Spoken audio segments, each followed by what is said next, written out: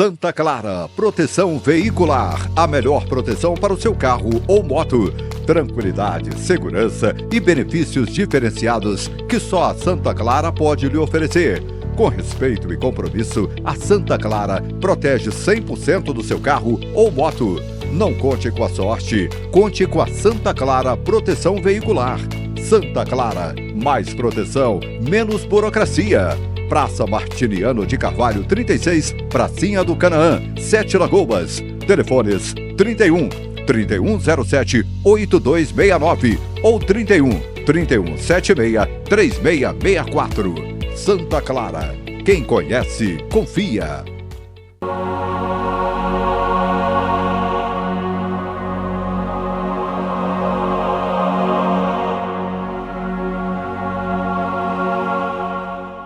Cumprimentar a todos com a paz do Senhor Jesus. Estamos em mais um momento para nós meditar na palavra de Deus. Hoje nós vamos para a carta de Paulo aos Colossenses, no capítulo número 3. Vejamos aqui o que diz Paulo. Portanto, se já ressuscitaste com Cristo, buscai as coisas que são de cima, onde Cristo está sentado à destra de Deus. Pensai nas coisas que são de cima e não nas que são da terra. Porque já estáis mortos, e a vossa vida está escondida com Cristo em Deus. Quando Cristo, que é a nossa vida, se manifestar, então também vós os manifestarei com Ele em glória. Mortificai, pois, os membros que estão sobre a terra, a prostituição, a impureza, o apetite desordenado, a vil concupiscência e a avareza, que é a idolatria, pelas quais coisas vem a ira de Deus sobre os filhos da desobediência, nas quais também em outro tempo andaste, quando vivieis nela. Mas agora, despojai-vos também de tudo, da ira, da cólera, da malícia, da maledicência, das palavras torpes da vossa boca. Não mintais uns aos outros, pois já vos despiste do velho homem com seus feitos. E vos vestiste de novo, que se renova para o conhecimento, segundo a imagem daquele que o criou. Onde não há grego, nem judeu, circuncisão, nem incircuncisão, bárbaro, cita, servo ou livre, mas Cristo é tudo em todos. Revesti, pois, como eleitos de Deus, santos e amados, de entranhas de misericórdia, de benignidade, humildade, mansidão, longanimidade, suportando uns aos outros, perdoando uns aos outros. Se alguém tiver queixa contra outro, assim como Cristo que vos perdoou, assim fazei vós também. E sobre tudo isto, revesti de caridade, que é o vínculo da perfeição, e a paz de Deus, para a qual também fosse chamado, em um corpo, domine em vossos corações e sede agradecido. A palavra de Cristo habite em vós abundantemente, em toda sabedoria, ensinando e admoestando uns aos outros, com salmos, hinos e cânticos espirituais, cantando ao Senhor com graça em vosso coração. E quando fizerdes por palavras ou por obras, fazei tudo em nome do Senhor Jesus, dando por Ele graças ao Deus Pai. Então Paulo, escrevendo aos irmãos ali de Colossos, ele transmite essa palavra que nós devemos meditar, porque é meditando que nós vamos entender. Como disse aqui, portanto, se já vos ressuscitaste com Cristo, buscai as coisas que são de cima, onde Cristo está sentado à destra de Deus. Então Paulo começa dizendo, se já ressuscitaste. Mas você que está nos acompanhando, você pergunta, mas eu não morri ainda, como que eu vou ressuscitar? Mas nós temos que entender bem a palavra de Deus. Porque antes de nós termos o encontro com Cristo, nós estávamos vivos para o mundo e mortos para Deus. Porque há a morte física e a morte espiritual. Quando Deus lá no Jardim do Éden, ao ordenar para aquele casal, Adão e Eva, Ele disse, olha, vocês podem comer de todas as frutas aqui das árvores do jardim. Mas aquela árvore lá é a árvore da ciência do bem e do mal. Vocês não comem, porque o dia que vocês comerem, vocês morrerão. Agora eu digo para você, Adão e Eva desobedeceram e eles comeram, que foram enganados pela serpente. Agora eu pergunto para você, fisicamente eles morreram? Não morreram. Então aí, se nós não soubermos, vamos falar assim, olha, então Deus mentiu. Porque Ele falou que se eles comessem, eles morreriam. Eles desobedeceram e comeram. Mas fisicamente eles não morreram. Eles viveram muitos anos depois. Agora, espiritualmente, sim. Porque eles separaram de Deus. Então esta é a morte espiritual. E que nós temos que entender. E é exatamente o que Paulo está falando.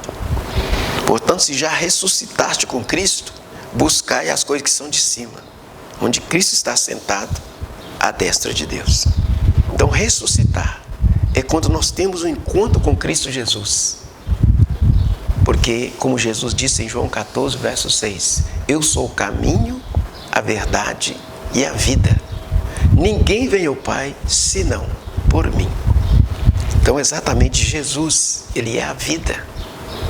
Como Ele diz também em João 10, versículo 10. O ladrão veio para roubar, matar, destruir. Eu vim para que tenham vida e tenham vida com abundância. Então, Jesus veio para trazer vida para nós. Mas principalmente a vida espiritual. Porque sem Jesus, espiritualmente, a pessoa está morta. Espiritualmente. Ele está vivo fisicamente, pode ter saúde física, um corpo saudável, mas espiritualmente, assim como Adão e Eva, depois do pecado, sim, eles continuaram vivendo. Tiveram filhos, mas espiritualmente eles precisavam do recurso de Deus. E é por isso que Jesus veio. Porque em Gênesis 3, verso 15, aí fala da semente da mulher. Nasceria um que esmagaria a cabeça da serpente. E é exatamente o que nós precisamos. Do Senhor Jesus Cristo em nossas vidas. Através do Espírito Santo, para nós receber vida e vida com abundância.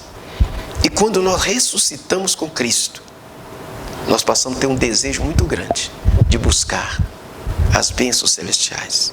E como Ele disse, que se nós ressuscitamos com Cristo, nós temos que buscar as coisas que são de cima e não as que estão da terra.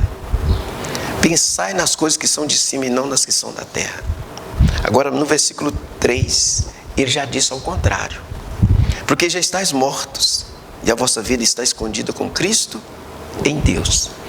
Então veja bem a inversão aqui de palavras. No versículo 1, ele fala de ressurreição. No versículo 3, ele fala de morte. Mas exatamente, é que eu e você temos que entender. Quando nós nascemos para Cristo, nós morremos para o mundo. E é exatamente porque já estáis mortos e a vossa vida está escondida com Cristo em Deus. Então exatamente, nós passamos a caminhar neste mundo como pessoas, mas espiritualmente nós estamos vivos com Deus. E aí aquilo que nós praticávamos, que é desagradável a Deus, nós paramos de praticar. E exatamente como ele disse aqui. Quando Cristo, que é a nossa vida, se manifestar, então vós também vos manifestarei com Ele em glória. Mortificai, pois, os membros que estão sobre a terra. Por quê? Aquilo que o desejo humano deseja fazer, às vezes é contra a vontade de Deus. E como ele disse aqui, mortificai, pois, os membros que estão sobre a terra. A prostituição, a impureza, o apetite desordenado, a vil concupiscência e a avareza, que é idolatria. Então são coisas que estão plantadas na natureza humana. E quando nós temos um encontro com Cristo, aí vai cumprir em nossas vidas João 8, versículo 32. E conhecereis a verdade, e a verdade vos libertará. No versículo 36 de João 8, Jesus disse, pois o Filho vos libertar, verdadeiramente sereis livres. Então é Jesus que nos liberta. E quantas coisas que levam a pessoa à doença, levam a pessoa à morte, porque faz parte da natureza humana. Mas quando nós encontramos com Cristo, nós morremos para essas coisas. E por isso ele diz, mortificai, pois, os vossos membros que estão sobre a terra. Então aí não é trabalho de Deus, é o trabalho do homem. É o nosso trabalho de rejeitar essas coisas, para que a nossa vida seja uma vida agradável a Deus. E ele cita, como ele disse aqui, a prostituição, a impureza, o apetite desordenado, a vil concupiscência e a avareza, que é idolatria. Então são sentimentos, vícios que traz realmente problemas para a nossa saúde. Mas quando nós temos um encontro com Cristo, nós somos libertos, somos transformados. Então nós vamos ter saúde física, mas uma vida voltada para Cristo Jesus. E como ele diz, pelas quais coisas vem a ira de Deus sobre os filhos da desobediência. Então Deus fica irado quando nós praticamos certas coisas com a nossa vida. Deus não agrada. E Paulo diz que vem a ira de Deus sobre os filhos da desobediência. Então por isso nós temos que ser libertos. Porque às vezes a pessoa até, ele sabe que está fazendo mal. Ele sabe que aquilo está prejudicando a vida dele. Mas ele não consegue ficar liberto. Por quê? É só Jesus que é o libertador.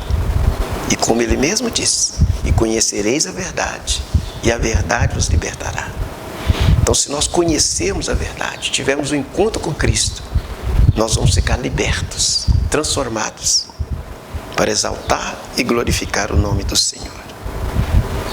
E ele diz, nas quais também em outro tempo andaste nela, quando vivíeis nela. Mas agora despojai-vos também de tudo, da ira, da cólera, da malícia, da maledicência e das palavras torpes da vossa boca. Então ele diz, mas despojai-vos. Despojar é despir, é tirar, é arrancar da nossa vida todas essas coisas que provocam a ira de Deus. Por isso eu convido você, vamos buscar, vamos andar por esse caminho, porque Jesus veio justamente para isso, para trazer vida e vida com abundância. E assim, ao encontrarmos com Cristo, nós vamos ter a vida mudada, como ao decorrer da história. Quantas pessoas foram transformadas, quantas vidas receberam libertação. Nós poderíamos citar várias na Bíblia. Por exemplo, Zaqueu, que era um cobrador de imposto. Ele era uma pessoa rica, mas ele era odiado pelos judeus, porque ele cobrava a mais. Mas certo dia Jesus passava ali em Jericó. E Zaqueu teve um plano. Ele gostaria de chegar, pelo menos ver Jesus. Mas a multidão era muita e ele era de pequena estatura. Mas ele teve uma ideia, eu vou subir numa árvore. Pelo menos eu vou ver Jesus. E assim ele colocou o plano em ação. E ele subiu ali naquela árvore. Mas Jesus, ao passar por ali, ele disse, Zaqueu, desce depressa. Hoje me convém pousar em sua casa. Então exatamente a alegria daquele homem ao receber em casa a presença do Senhor Jesus.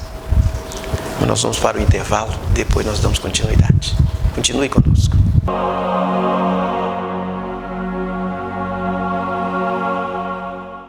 Atenção, vote certo. Digite 31 99809 8180. 31 99809 8180. Agora é só confirmar. Uninter, Parceiro Avance, a melhor faculdade de Sete Lagoas. Há mais de 25 anos, transformando vidas por meio da educação.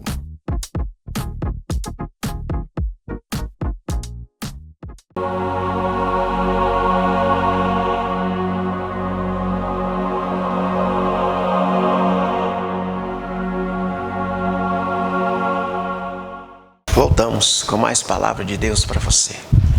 Nós estamos aqui meditando na carta de Paulo aos Colossenses, no capítulo 3, onde ele fala de ressuscitar e morrer.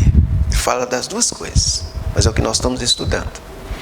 Quando ele fala de ressuscitar, ele está falando quando nós temos um encontro com Cristo.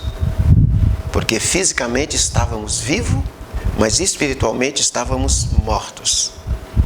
Aí quando encontramos com Cristo, aí nós passamos a viver uma vida espiritual com Cristo e morremos para o pecado para aquilo que desagrada a Deus.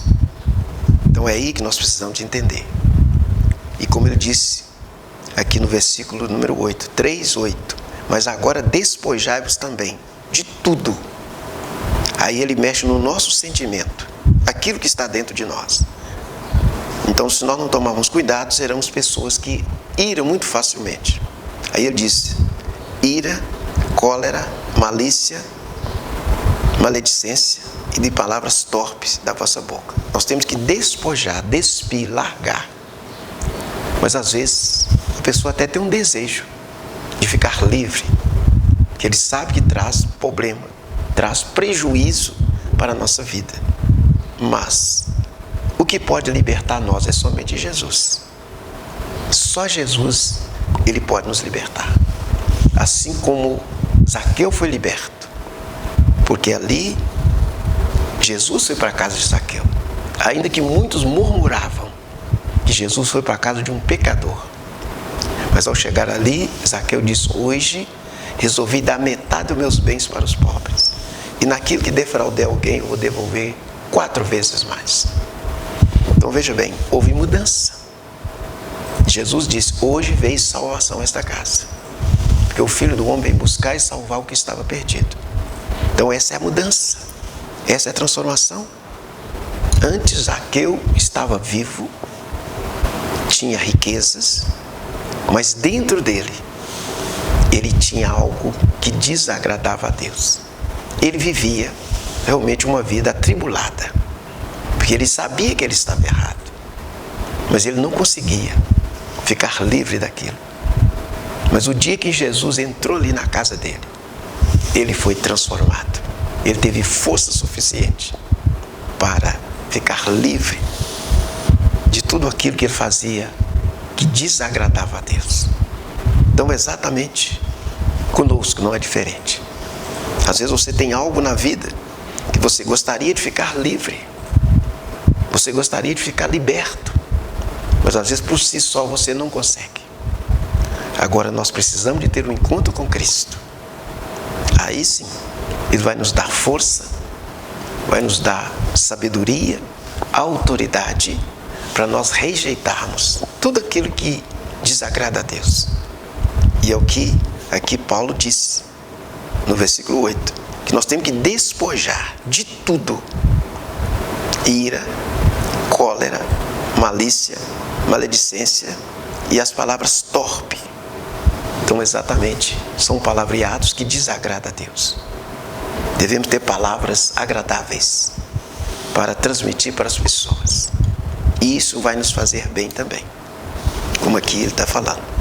E não mintais uns aos outros, pois já vos despiste do velho homem com seus feitos. Então se há também um vício que leva a pessoa à perdição, à mentira, porque nós sabemos que o diabo é o pai da mentira, como Jesus falou, que a mentira é filha do diabo, que ele é o pai dela. Então por isso Paulo diz: não mintais uns aos outros, mas vos já despiste do velho homem com seus feitos. Despir, nós devemos tirar da nossa vida a mentira, porque ela leva a pessoa à perdição eterna. E lá no livro de Apocalipse, no capítulo 22, no versículo 15, a Bíblia deixa bem claro: e ficarão de fora, ou seja, não vai entrar na cidade celestial, os cães, os feiticeiros, os idólatras, e por fim fala: e aquele que ama e comete a mentira. Então exatamente é um sentimento negativo que entra na vida da pessoa, mentir. E nós temos que realmente ficar livre. Não mintais uns aos outros, pois já vos despiste do velho homem com seus feitos. Então nós temos que despir, largar, ser liberto, ser transformado de todos esses sentimentos que entra na pessoa muito fácil, porque a natureza humana, ela realmente gosta de todas essas coisas, da ira, da cólera, da malícia, das palavras torpes, da mentira. Tudo isso a natureza humana gosta. Mas quem nasceu de novo para Cristo, ele larga essas coisas todas, todos esses sentimentos negativos. Eles têm que ser expulsos das nossas vidas. E aí Paulo diz: e vos vestiste do novo, que se renova para o conhecimento, segundo a imagem daquele que o criou. Então essa é a obra de Deus nas nossas vidas. Nascer para Cristo e morrer para o pecado. E é exatamente o que Paulo está falando. E isso é para todos, para todo aquele, como ele disse no verso 11, onde não há judeu, nem grego, circuncisão, incircuncisão, bárbaro, cita, servo ou livre, mas Cristo é tudo em todos. Então Jesus, ele tem um grupo de pessoas na terra. E temos que encaixar, como diz aqui, que não há grego, a pessoa da Grécia, judeu, circuncisão, incircuncisão. Porque normalmente o judeu, ele é circuncidado, o homem. Mas o gentio não precisa. Aí ele disse bárbaro. Quem era o bárbaro? É que não falava ali na época aquela língua normal ali da época. O cita. Quem era o cita? Hoje é chamado Ucrânia, esse mesmo país. E todas essas raças, grupos, as pessoas eram classificadas como pessoas que eram atrasadas na linguagem. Então, por isso, quem não falava, às vezes, o hebraico, era chamado de bárbaro, porque ele não falava o mesmo idioma corrente na época. Ou o grego, ele era chamado de pessoas atrasadas. O cita, é a pessoa da Sítia, era a mesma coisa. Hoje é chamado Ucrânia, o mesmo país. E aí, servo, escravo, livre. Mas Cristo é tudo em todos. Então Jesus tem um grupo de pessoas na terra. Não importa aonde ele nasceu, aonde ele mora, qual é a vida material dele, se ele é rico ou pobre, se ele é instruído ou não, mas se ele teve um encontro com Cristo, ele faz parte desse grupo. E é exatamente o que Paulo está falando aqui, que onde não há grego, nem judeu, circuncisão, nem incircuncisão, bárbaro, cita, servo ou livre, mas Cristo é tudo em todos. Então Jesus quer operar maravilha na vida de todo aquele que chega a Ele, que nasceu de novo e morreu para o pecado, para as coisas agradáveis a Deus. E é isso que Paulo está procurando explicar aqui. Depois ele diz: revestir, pois, como eleitos de Deus, santos e amados, de entrande misericórdia e benignidade, humildade, mansidão, longanimidade. Então esse é o sentimento que tem que viver dentro de nós. Esse é o sentimento que Deus quer plantar, Jesus quer implantar nas nossas vidas. Como ele disse: revestir, pois, como eleito de Deus, santos e amados. E ele diz: de entranhas de misericórdia, de benignidade, humildade, mansidão, longanimidade.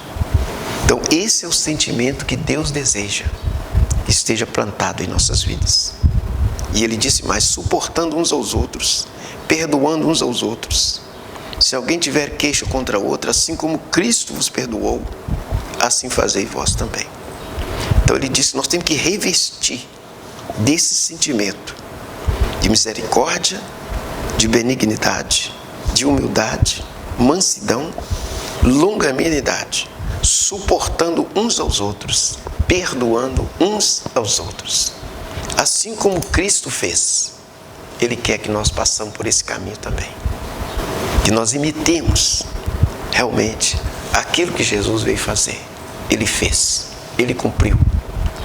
E Ele quer que eu e você trilhamos por esse mesmo caminho, mas que esse sentimento entre em cada um de nós.